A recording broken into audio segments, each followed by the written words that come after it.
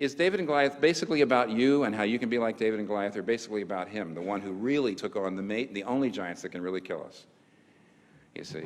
And so his victory is imputed to us. Who's it really about? That's the fundamental question.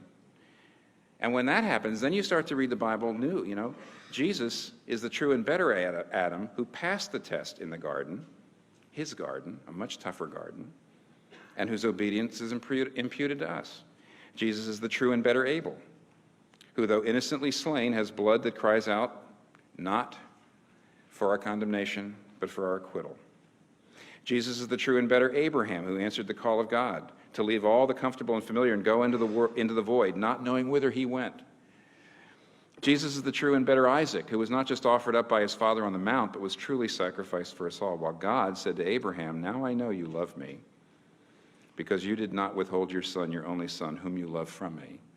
Now we, at the foot of the cross, can say to God, "Now we know that you love me, because you did not withhold your son, your only son, whom you love from me." Jesus is the true and better Jacob, who wrestled and took the blow of justice we deserve, so we, like Jacob, only receive the wounds of grace that wake us up and discipline us. Jesus is the true and better Joseph, who is at the right hand of the king and forgives those who betrayed and sold him and uses his power to save them.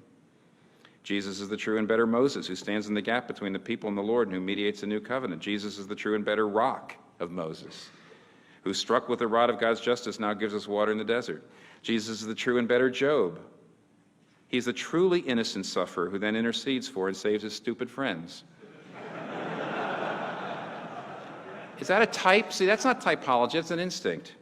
Jesus is the true and better David, whose victory becomes his people's victory, though they never lifted a stone to accomplish it themselves. Jesus is the true and better Esther, who didn't just risk losing an earthly palace, but lost the ultimate heavenly one, who didn't just risk his life, but gave his life, who didn't just say, "If I perish, I perish," says, "When I perish, I'll perish for them, to save my people."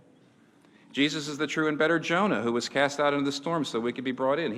He's the real Passover lamb. He's the true temple, the true prophet, the true priest, the true king, the true sacrifice, the true lamb, the true light, the true bread. The Bible's not about you.